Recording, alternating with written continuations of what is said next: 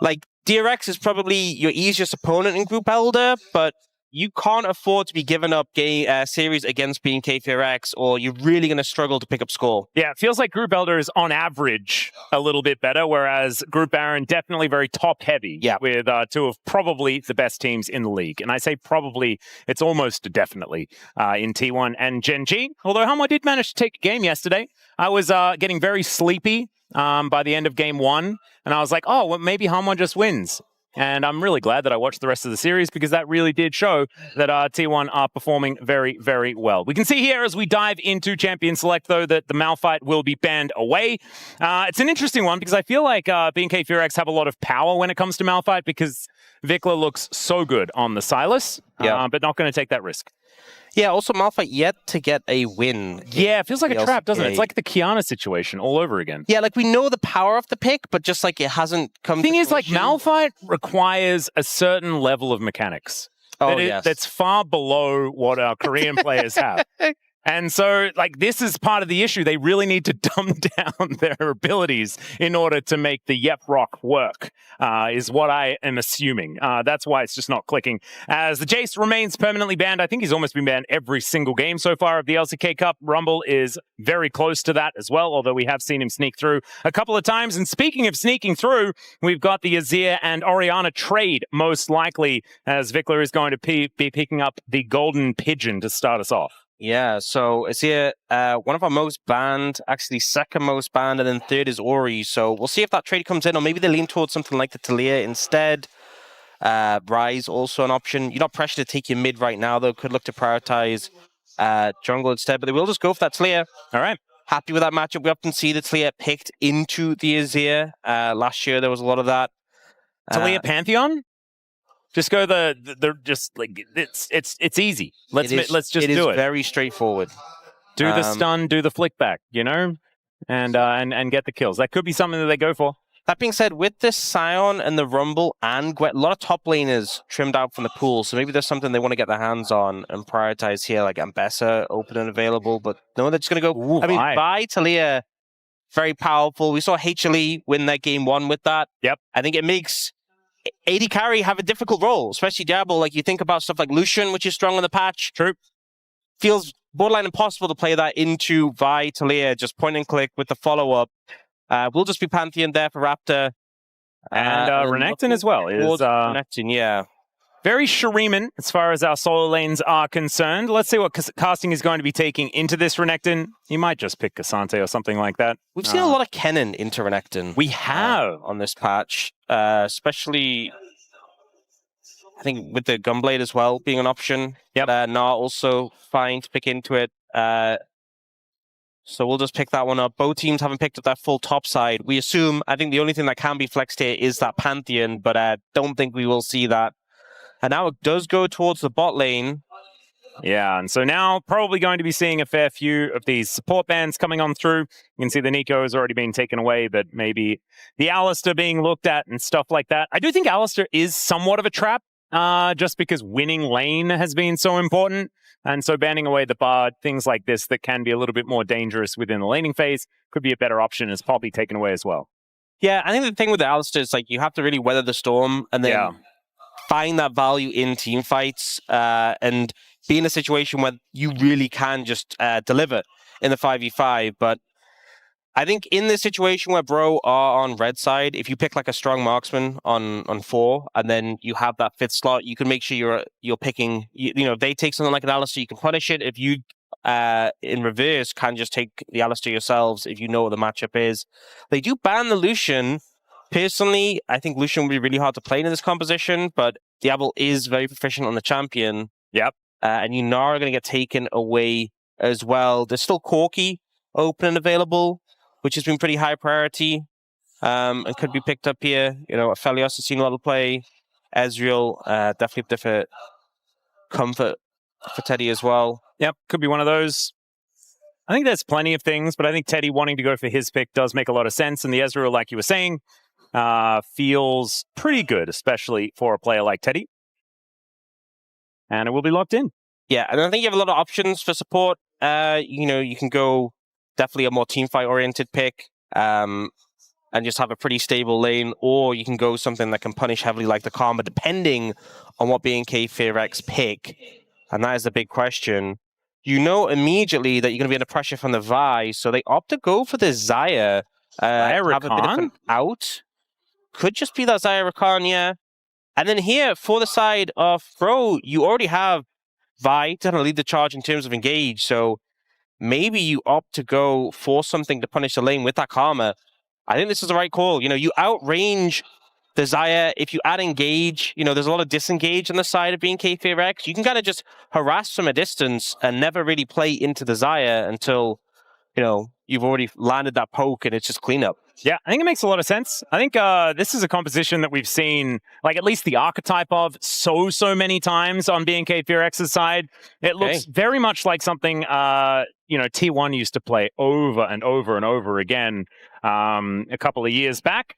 And on the Bro side, certainly feeling a little bit reminiscent as well. So not exactly a whole bunch of surprises, going to be some honest League of Legends. As you mentioned, the Karma would have made a lot of sense as far as lane priority, but instead they do decide to go for the Leona to add a little bit of extra engage potential here for this squad. It also feels like for the Bros, they need a go button. They need an ease of getting in there and starting a scrap.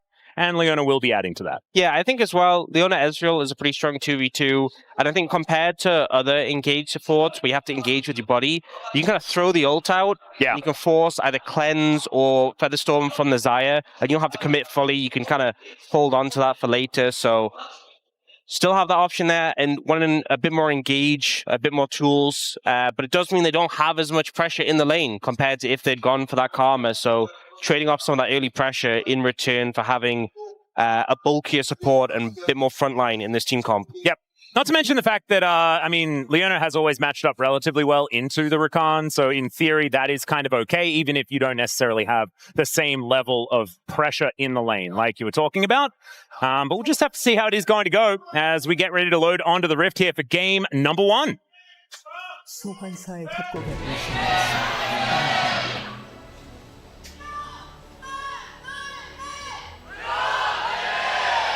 All right, Bro fans in full voice here today. It looks like it wasn't everyone. It was only Dagon really that abandoned them. Everyone else stuck around, and plenty of fandom still here for the Bros. We'll see whether they can utilize that in order to get themselves a victory here. Yeah, the Bro fandom is eternal. It is. It is. We should have told Dagon that. Well, I mean, thought he was aware. Sometimes you're just a fake fan, and that's okay.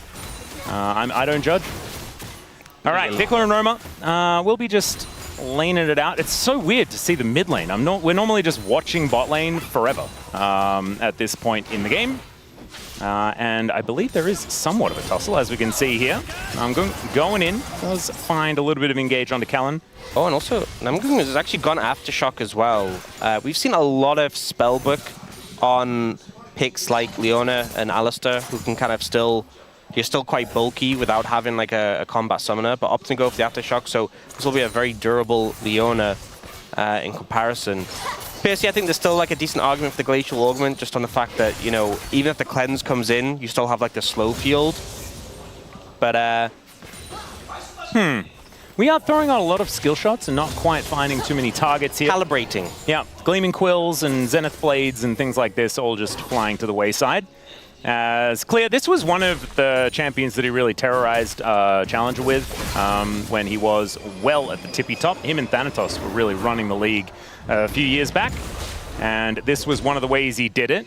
But casting, I believe, was actually there too at the same time, and playing stuff like this Gnar as well. So we have gone back in time a little bit with some of these picks, especially with Gnar creeping his way back into the meta. Kind of fun that we are taking a bit of a trip down memory lane. Yeah, I feel like with the new season... Bit of an engage here as Namgun goes in. Does get knocked up and will take a fair bit of damage here. Has to blow the heal just to get himself to safety. Yeah, not the best angle for an engage, just because there was a big minion wave and your Ezreal can't really follow up with the Mystic shot. So ends up burning the heal just to get out of that and not get rooted by the feathers. But not ideal, I would say, in that situation. Was 80 carry health in trade for support health. Maybe that's a good thing for the Bros. Yeah, and I think the problem is into a Rakan, there's just so much sustain. You know, he just hits a Gleaming Quill, and your AD carries back to full. So I think I'm going to just kind of trying to find the right angles in lane. Oh, Vikla looking aggressive. Yeah, speaking of finding angles in lane, Vikla doing a whole lot of work. All just needed one more auto, but decides not to overextend. Flash was available there for Roma. Could have looked very silly if he flashed under that turret. And so is going to just go back to base. I'm going just trying to hold the wave here. Does have the Eclipse to help him out in that fashion. But it looks like BNK will be able to get themselves a pretty comfortable reset here.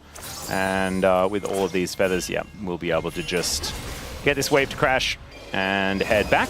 Gideon looking for a bit of an angle here, though, as casting comes on over. Flash comes out to avoid the wallop.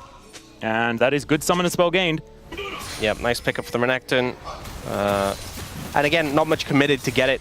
Just a little time spent there. Doesn't really interrupt Gideon's clear either.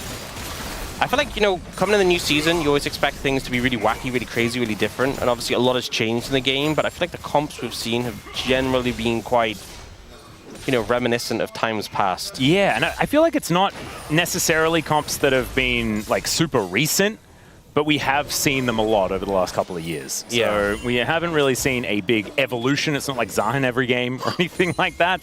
Although we did see him in the season opening. So there we go. There's at least something. Faker did play it. Maybe we'll get him back, but we'll just have to see. I think that can sometimes be the awkward point with champions who are released in like the downtime, is that you miss their like OP cycle. Yeah, and they get nerfed down the normal levels. That's why we didn't get Briar. It makes so much sense. Well, Zahen was so OP when he actually was released, and then they toned him down massively, and then now he's just a normal guy. Yeah, he's just Aatrox. Yeah. Kind of. Or is he Rost? Where are you on the, like, which champion is he?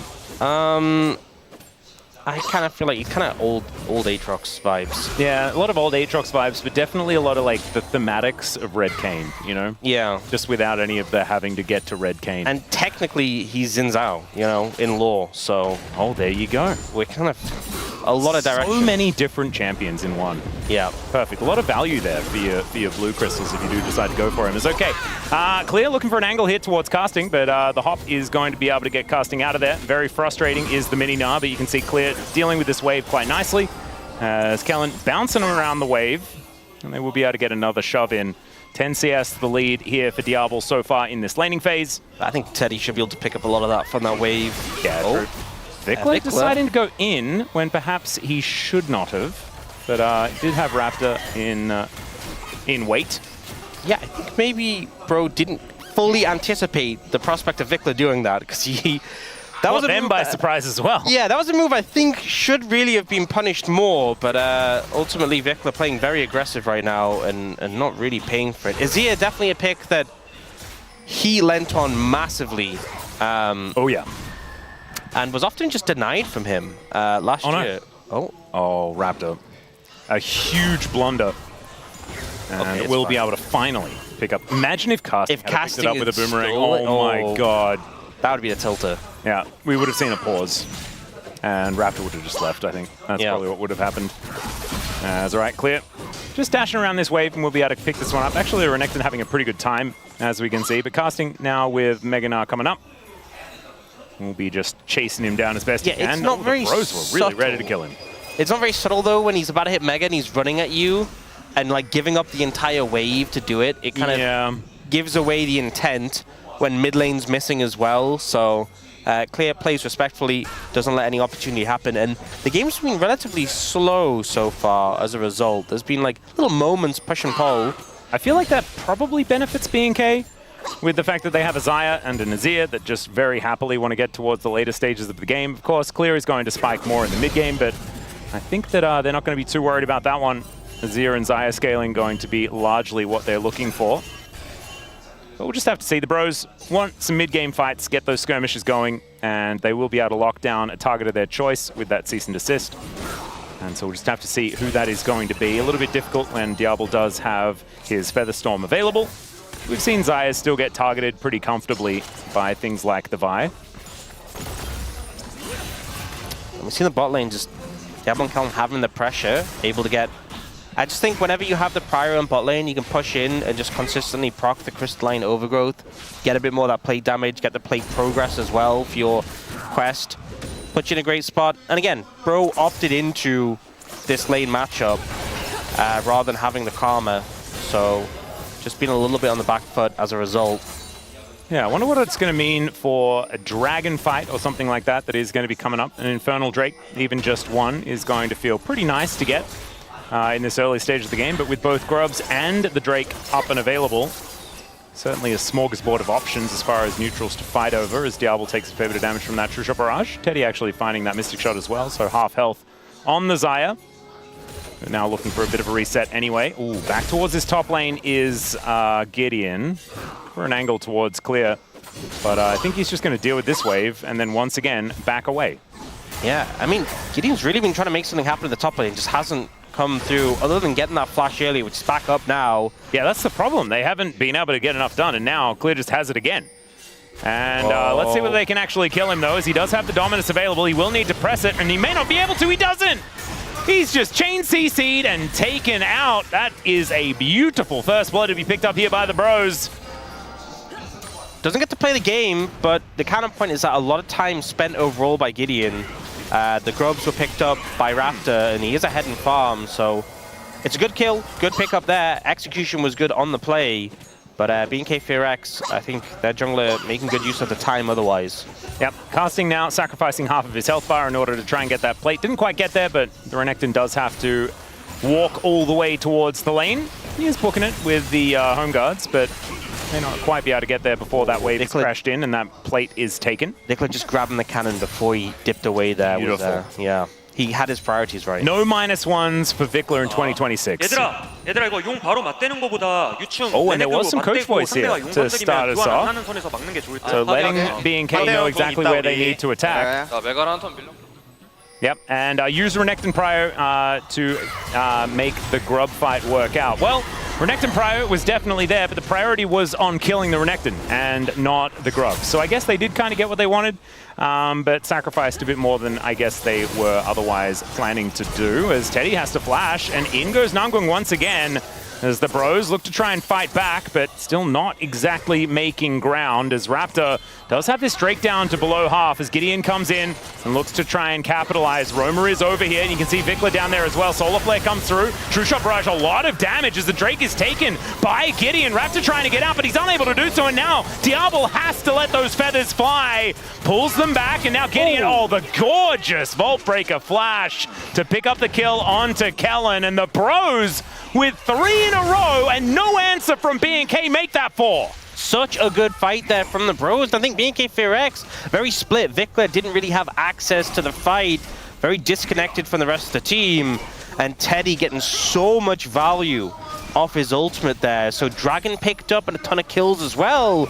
Exactly the start they need. You can see here, so Diablo and Kellen are trying to like force Namgun and Teddy away in this situation.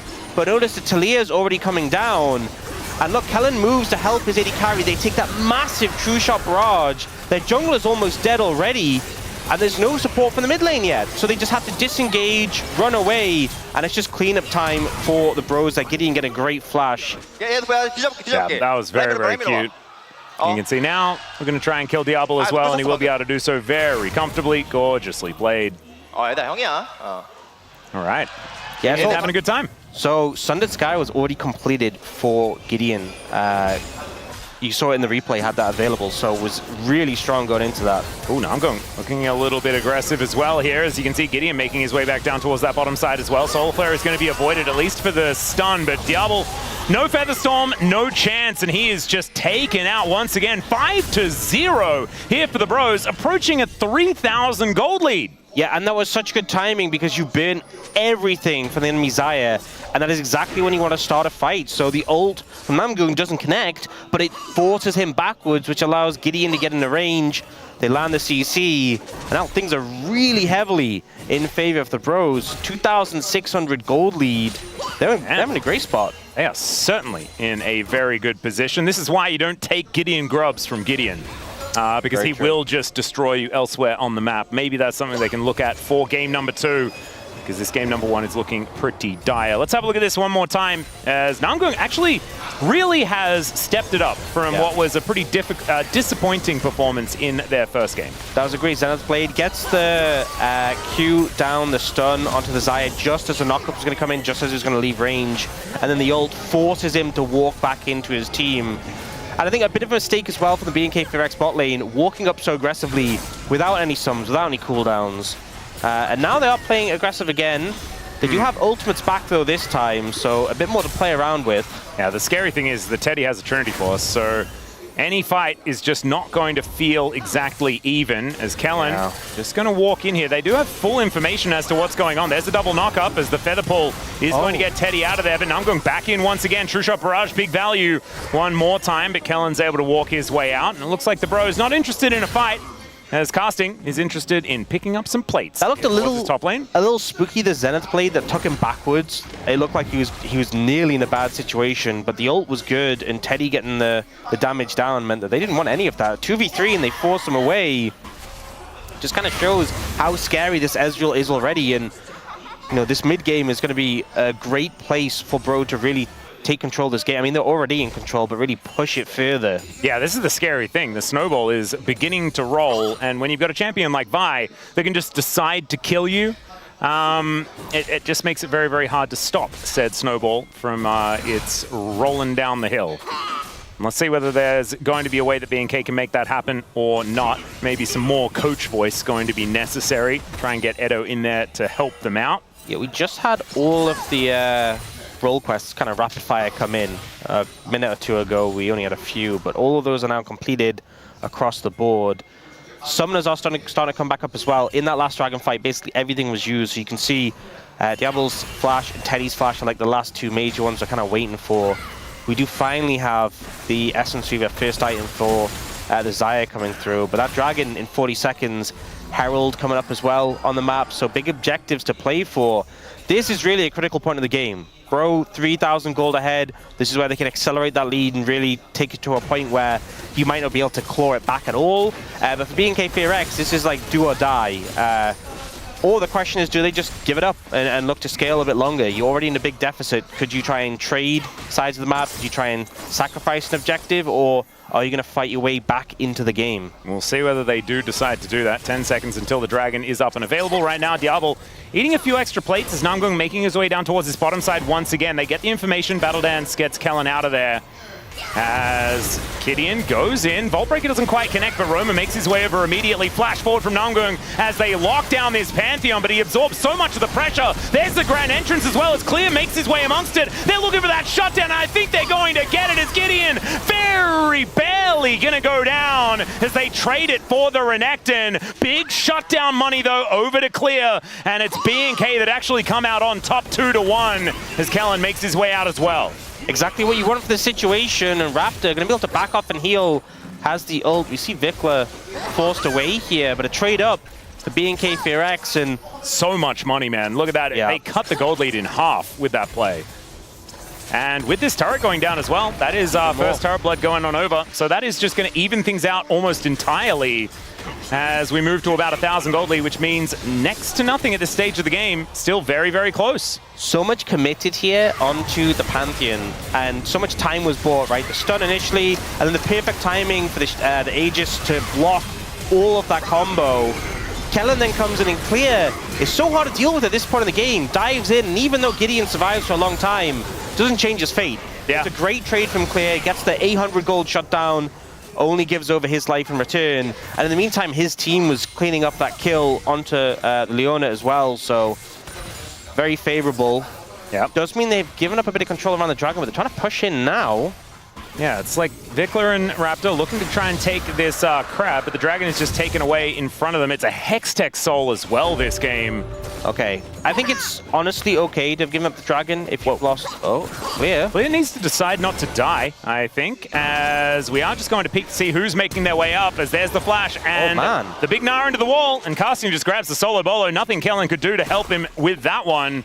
Yeah, not great, and the Triforce movement speed just letting him run him down. Clear's Dominus was like 2 seconds away when he got ulted, but a pretty big flub from Clear, who had such a good team fight just before.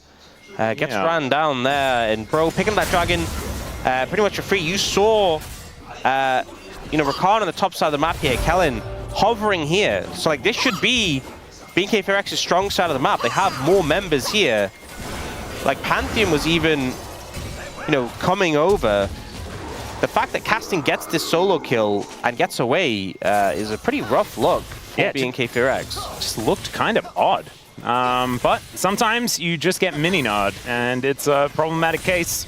That is precisely what happened there. 2-0-1 now for Casting. I mean, in his side lane, he's going to be so scary. That's the thing, is like eventually the nod just runs away in the side lane, but the fact it's happening already, he's got like a 2-level lead, and it's not going to get better. It's only going to get worse. Yep. Well, Clear is going to see what he can do here with Raptor now in tow. Casting just narrowing them both into the wall. Kellen making his way down now, though. And Gideon's going to get on in here. And I don't think he's going to be enough to save Casting. That's a great Vault Breaker, though. And they might be able to get one. There is Kellen falling down. But now Gideon is in trouble. Vault Breaker with a double knockback as the Aegis comes through one more time. But cease and desist says goodbye to the Pantheon. It's a double as Gideon is angry after falling down earlier on. And now Clear, can you actually stay alive? As Namgung is delivered to the turret, but down will go the Crocodile, and the Bros back on the horse once again. So well played there by Gideon. It felt like his ability spacing was so good throughout that, and so much was committed by BNK FEARX to take down this Gnar, and they paid heavily for that kill.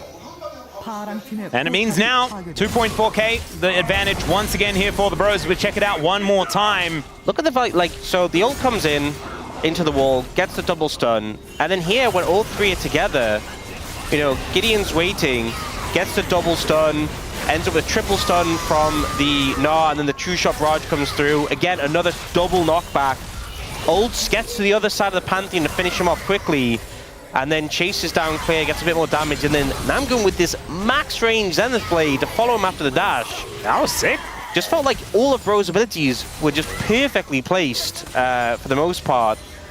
And once again, pulling back to about that 2,600 gold lead, and Gideon monster fed on this Vi in this game. Yeah, gorgeously played here by the Bros. One thing I am scared about is the fact that Diablo has made it to 2 items, seeing him here on screen right now, and he got so many plates and that first turret, which means that he actually has a gold advantage over Teddy, who is 1-0-4 in this game. Was actually pretty fed earlier on, but is now at a bit of a deficit as far as his lane is concerned. That is being made up for by everyone else. As you can see, 2,000 gold in the lead is Gideon. This Vi is massively problematic. But Diablo has done some pretty amazing things in the past, and we'll see whether that is something that can actually get done here today as well. And it's a lot of pressure because things are looking a little dire. Especially at this point in the game, like this is a great spike for Xayah, don't get me wrong, because you get the Essence Reaver procs alongside the just almost zero cooldowns, it feels like, when you just autoing freely. But you're into an Ezreal on this 2-item spike, which just feels like so much power. Oh yeah. The Talia as well is in a great position, so Bro are in a position of power right now, and BNK FEARX have to kind of just stabilize the game. Dragon in a minute, and again, as you said earlier, it's Hextech Soul. If an Ezreal gets a Hextech Soul, it's kind of just a done deal, it feels like, so. Not a whole lot of fun. Roamer as well, I think Talia can really make use of Hextech Soul as well, being able to throw out those volleys and slow people down, hold them into position, and of course it's them running away from your abilities that's problematic, because now Vikla going to be the target here of Gideon, charging up that Vault Breaker, but Vikla does not take the bait. Yeah, I think was waiting for him to maybe walk in close enough to the brush so you could just Q him or ult him, but there was a ward in the tri-brush, I think he was spotted heading over.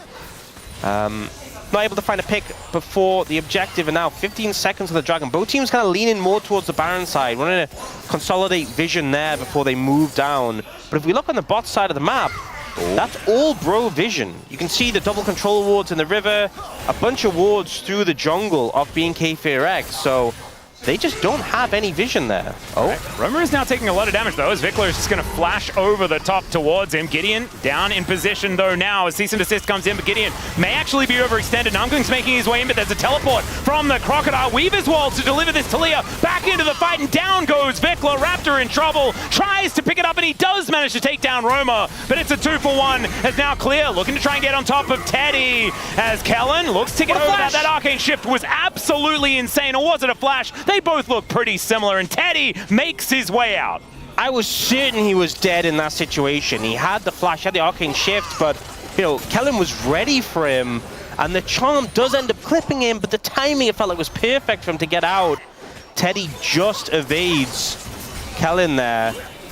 And BNK looking a bit silly after that, Ox. Yeah, and now with Raptor dead, this should just be an easy dragon pickup for the bros. 3 dragons in pocket, gotta feel good. I mean, Diablo's so low as well. This is a done deal for this dragon. Oh yeah, that's Soul Point over to the bros as well. And 1 more Drake away from Hextech Soul is just kind of ridiculous. As we'll check this one out one more time. It did look like Vikla had a decent angle here onto Roma, getting the full combo down. But the buy with the inside track is just so dangerous. You have the Pantheon, you think you have the advantage, but it's a great flash down from Roma to get to his team quickly. And Namgun with this ult, max range basically, to get the stun on the Azir, allows Gideon to clean up the kill. And then the squad's there. Raptor does clutch it and get that kill in return. But then here, I want to see what happened with Teddy. We don't get a chance, unfortunately, but that timing, I felt like, on his flash was flawless there to get out. Yep, beautifully done. And now, bro, you're 3,000 gold up, you got 3 dragons in pocket. You're feeling very comfortable in this game. And that's a Guardian Angel now done for Gideon as well, so even more difficult to take down this Vi. I think eyes even further glued towards Diablo, who will get hit by that True Shot Barrage, and so does Raptor. So high value there from Teddy, getting a lot of damage with his ultimate so far this game. As we'll just have to see. Still waiting for a good, honest team fight here. There's been a lot of getting picks here for the bros. When you start getting a lead in the jungle, because of the quest changes, getting the extra golden experience from camps, you can just really ramp it up. And Gideon has like a 40 CS lead over Raptor, so he's so far ahead. Well, there is a Nard to come out here from casting. Gets back to Mini Nard to try and boost that speed. Has the boomerang. And in comes the Pantheon. There's the stun, and down goes casting. Good pick off here by BNK. But where's the cross map for the bros? Yeah, this was a risky timing with Baron being up and available. But remember, they made neutral objectives so much tankier, so much harder to take down. And the fact that there is a ward on the Baron, and they kind of got the sense that Bro just wasn't in a position to rush it. So Raptor goes for the bot side play, gets the kill, and manages to get away with it without any real cross map. Now they'll look for the mid tower, but that True Shot Barrage is going to force them away. So no objective translation from BNK FEARX, but a nice kill pickup. Yeah, with no chance of a cross map. Yeah, it does feel like the timing on the kill just not quite working out there. It could have otherwise been a dragon or something like that, but instead unable to actually leverage anything, not even able to get that last plate in the mid lane to try and open up the map here for BNK. But still, I still feel like we just haven't had that honest-to-goodness 5v5, you know? That's what I want to see. I feel like that's what a, Zyra Rakan Azir-style composition wants to look for the majority of the time. I feel like a lot of the fights have been very split that we've had in this game. Yeah. You know, it's been, oh, there's a fight starting, we're going to join it, we're going to get over there. And I feel like this next dragon is going to be that structured 5v5, or at least an attempt at it. So we'll see. Surprisingly, both teams maintaining their mid-tier ones throughout all of this. Yeah, kind of crazy. Especially with the crystalline overgrowth, it kind of means that if someone just gets up to it and autos it, that would break it, but both teams have been running full defense to try and make sure that doesn't happen. And that is continuing here as Diablo does at least get up to it. I mean, if the wave comes in and he autos, this should be a gone. All right, and yeah, basically one shot. Finally gets it down, so I can push that wave a little bit deeper and try and get some vision towards this topside jungle. Does feel like BNK have somewhat stabilized this game, though. A little bit worrisome here for the bros. All right, there's a grand entrance, but an engage onto a Leona is not exactly the best thing. He gets exhausted, and they're still looking for it. And I'm going to go down, but the rest of the bros not actually opting in for anything as Roma will get tagged here by Clear, but he just slices his way out of there. Yeah, this Crocodile feels very weak. Like, you think about the fact that the top lane quest gives you extra experience, and you're the same level as your AD carry and lower level than your mid laner. He's lower level than the enemy jungler, Ox. Yeah, it's not been going so well for the Renekton, but this was a good pick onto the Leona. That's the thing with Leona compared to Rakan, is you don't have that easy way to get out. Was flashless. They kind of just chase him down in the situation. It won't translate to much, but it does force him down. Then Clear, he walks up to Rome, and Rome was like, "What are you doing? You're not a crocodile. You're a gecko at this point." Yeah, he kind of is. A little bit of a shame. That's all right. At least he can walk up walls. That's cool. That's nifty. Geckos are pretty nifty. They're nifty lizards. But they're not as scary as crocodiles. It's absolutely true. As Kellen and Namgung, once again, some supporter combat, but you can see Gideon making his way in. Kellen will find the quickness there to charm up both of them, and Gideon's going to go down to his GA very, very quickly. Namgung now going to be the next target as Diablo. Free hitting his Desi, shots wide, and finds two! As Vikla gets the angle, Teddy's taken down, and BNK cannot be stopped! Everyone getting taken out of this fight, and it's only Roma left over. BNK, they should be able to take themselves a Baron, take themselves a Drake. This game is flipped on its head. And that's the 5v5 they were waiting for. Vikla with that beautiful shuffle coming in and clutching it. And now Baron in pocket. Dragon's coming up soon. They will be able to move over to that. They've got time. Everything is just turned around in this game. We'll see the replay. And Gideon, he's trying to go for this trade into Kellen, but you know, with the Celestial opposition and the quickness, you don't have the follow-up to burst him. One of your strongest members in this Vi kind of just wasted the GA, and then Vikla, this angle, catches him after the arcane shift. Beautiful Teddy was play. So close to being out of that, but Vikla finds the perfect angle. We're going to have a look at it from his perspective here, as he's letting everyone know that he's coming, he's ready. And, oh, what a beautiful flash.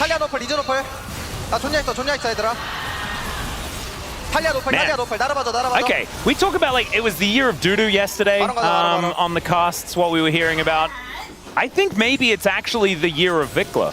I mean, the thing is, like, I'll be brutally honest, I feel like there were times where BNK FEARX was successful last year with Vikla underperforming and just not being that solid, and it felt like sometimes they really had to work with him when he wasn't having the best performances. But so far this year, he has been smashing it.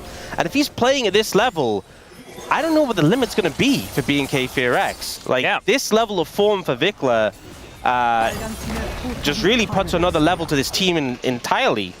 And we were talking about the bros potentially winning Worlds. Maybe it's actually BNK. Maybe. Maybe it's their time. That's if we don't have, you know, T1 trying to go for 4 in a row. But I think, you know, 3 in a row was pretty good. It was enough, right?